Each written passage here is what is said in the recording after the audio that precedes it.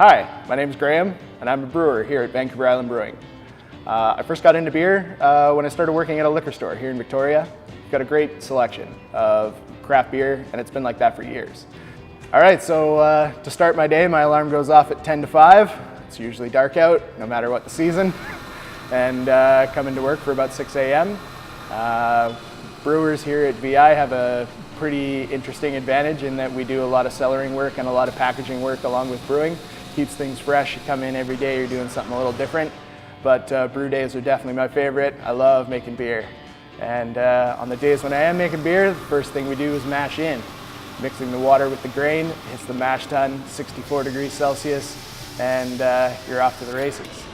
After some enzymes get to do their thing, the second step is mashing out. And once we've hit 78 degrees Celsius, we pump all that gooey, thick soup over to the lauter tun. After a quick recirculation and to clarify the wort a little bit, we start our runoff. This is where we separate the sweet wort from all the plant material left over from the grain husks. About 40 hectoliters later, which is about 4,000 liters, we start our sparge. This is where we start showering a mist of water over top of the grain, and we're rinsing all the sticky sugars that may have stuck to the plant material through their own, what they've built as a little grain bed. It's turned into a filter. So we get the water picking up all the sticky sugars, filtering itself through its own grain bed, and then it's off to the kettle. Once that process is done, we've got what's called kettle full.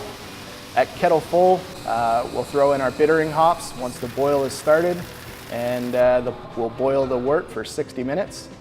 In the anywhere between 15 minutes and 0 minutes left in the boil is when we'll start adding our aroma and flavoring hops. Those are the ones that really kick off the aromatics. You can smell citrus and pine and all kinds of different flavors. At the end of the boil, we do a little whirlpool. That's to help collect any of the hot plant material that's still left and also any protein that's come out of solution. Today we were brewing our cerveza. That's a lager yeast, so we'll be cooling down today at 12 degrees. And that wort that's now chilled goes into a fermenter, and it'll sit there and ferment for about 6 days. And then we'll be transferring over to a cellar tank where it'll age for probably somewhere around a month.